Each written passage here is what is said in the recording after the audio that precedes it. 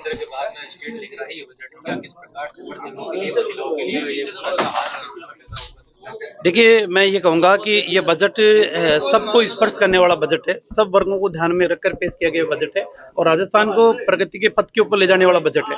अगर राजस्थान की सांस्कृतिक विरासत को हम देखें तो इनके अंदर 660 हवेलियों को संरक्षित करने का काम भी शेखावटी के अंदर किया है।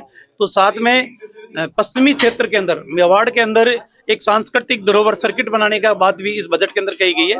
तो ये बजट हर युवा को छूने वाला, उद्यमियों को प्रोत्साहन देने वाला, युवाओं के सपनों को साकार करने वाला और मेहनत और परिश्रम करने वाले युवाओं को संरक्षण देने वाला ये बजट है। तो मैं इतना कहूंगा कि आने वाले समय के अंदर जिस राजस्थान को पूरी दुनिया मरु प्रदेश के रूप में जानती है, वो एक विकसित प्रदेश के रूप में पहचान बनाएगा। देखिए, मैं इतना कहूंगा कि भारतीय जनता पार्टी की सरकार हमेशा युवाओं के प्रति संवेदना रखने का काम करती है। कांग्रेस की सरकार ने कांग्रेस के कार्यकर्ताओं को प्रबोधक बना के चली गई थी। 2003 से लेकर 8 तक भारतीय जनता पार्टी की सरकार थी। उसी सरकार ने एक नियम बनाकर मैक्सिमम जितने हो सकते थे उनको समायोजित करने का काम किया। आने वाले समय के अंदर भी सरकार की मंशा है कि जितने भी संविदा कर्मी है उनको कहीं ना कहीं बोनस अंक देकर या एक कानून के दायरे में लाकर उनका क्या भला हो सकता है वो भला करने का प्रयास करेगी। सड़कों के बहुत बुरे हालात, 7 में से 6 विधायक दिए बीजेपी। मैं आपकी भावनाओं को मैं सरकार तक पहुंचाने का प्रयास करूंगा और मुझे लगता है सरकार संवेदनशीलता का परिचय देते हुए आपकी भावनाओं के अनुसार जो आपकी मन की पीड़ा की अभिव्यक्ति आप कर रहे हो उसको ठीक करेंगे। पहले प्राथमिकता देनी चाहिए डेवलपमेंट के अंदर, क्या कहेंगे? लाइट भी नहीं है यहाँ पर, ना ही ये मतलब कि डेवलप हो रहा है। आपकी भावनाओं को मैं सरकार से अवगत कराऊंगा और मुझे लगता है कि आने वाले समय के अंदर बीकानेर के लिए कुछ अच्छा होगा। केंद्र के अंदर ये था कि सेमीकंडक्टर हब बनेगा छात्राओं के लिए, हॉस्टल्स खुलेंगे। देखिए, केंद्र का बजट पेश हुआ, उस बजट के अंदर प्रत्येक जिला हेडक्वार्टर के ऊपर बालिका छात्रावास की जब बात कही गई है तो आने वाले समय के अंदर वो एक केंद्र की नीतिगत निर्णय है। आने वाले समय के अंदर वो सब पूरे देश के तमाम जिलों के अंदर वो लागू होगी। केजड़ी को लेकर 10 से अधिक दिन हो चुके हैं, कोई इस पर कोई फैसला आया नहीं। कानून अभी तक कोई पेपर नहीं आया। पक्ष विपक्ष रोटियां सेक रही है केजड़ी के नाम पर। देखिए, रोटियां सेकने का अधिकार लोकतंत्र के अंदर सबको है। कोई भी क्या बयान दे सकता है, बोलने के कोई टैक्स और पैसा नहीं लगते।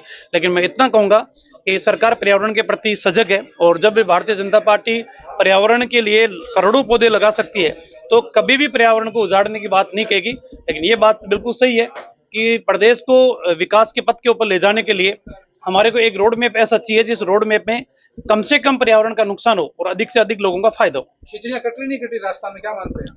नहीं, मैं ये कह रहा हूं ना कि कम से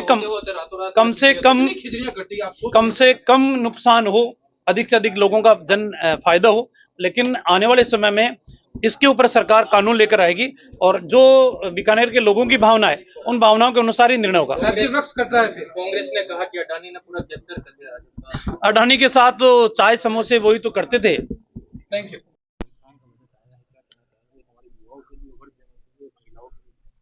हमारे यशस्वी मुख्यमंत्री भजनलाल जी शर्मा के नेतृत्व में और हमारे उप मुख्यमंत्री दिया कुमार जी ने कल शानदार बजट पेश किया है। ये बजट विकसित राजस्थान के संकल्प को साकार करने वाला और युवाओं, महिलाओं और किसानों, इन लोगों के लिए बहुत ही शानदार बजट है। उनको समृद्ध करने का, उनको सुरक्षित करने का और एक विकास का रोड मैप है। इस बजट में हमारे युवाओं के लिए बहुत कुछ दिया है। युवाओं के लिए आप देखें तो लेबोरेटरीज है, AI आधारित है और युवाओं के लिए रोजगार के अवसर भी इसमें उपलब्ध करवाए हैं। तो कई तरह से अगर इसको देखें तो बहुत ही शानदार बजट है। महिलाओं के लिए भी बहुत कुछ दिया है।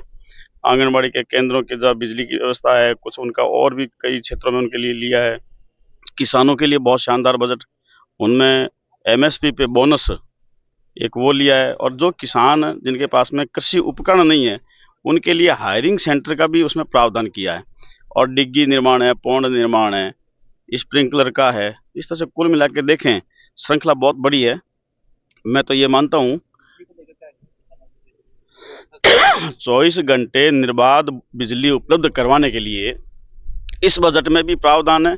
और वैसे हमारा राजस्थान पूरे विश्व में सोलर का हब बन रहा है।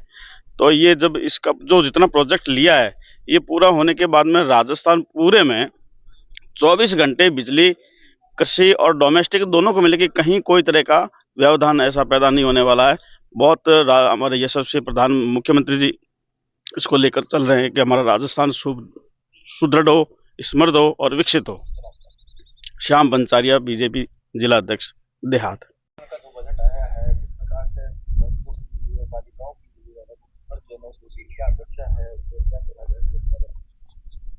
देखिए, इसमें सबसे पहले तो किसानों के लिए सम्मान निधि में जो बढ़ोतरी की गई है वो बहुत बड़ी बात है। ब्याज माफी की गई है वो भी बहुत बड़ी बात है, और खास तौर महिलाओं की योजना में महिलाओं के लिए योजनाएं और इंफ्रास्ट्रक्चर पे जो योजनाएं लाई गई है माननीय वित्त मंत्री द्वारा, वो इस बजट की मुख्य विशेषता है, और जिसमें बालिकाओं का भी बहुत ध्यान रखा गया है।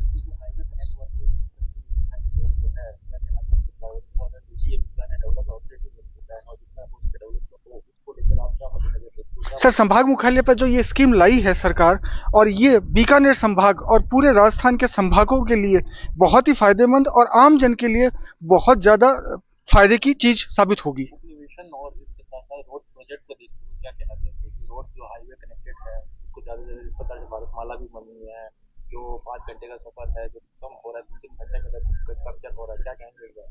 सर, ये हम कह सकते हैं कि ये मोदी जी का विजन है, और इसी को ये सरकार, राजस्थान सरकार बहुत आगे तक ले जा रही है, और इसमें सबसे बड़ा जो है आम जन को जितना फायदा हो रहा है, सब चीजों का फायदा हो रहा है, वो सबसे बड़ी बात है। जतिन सहल।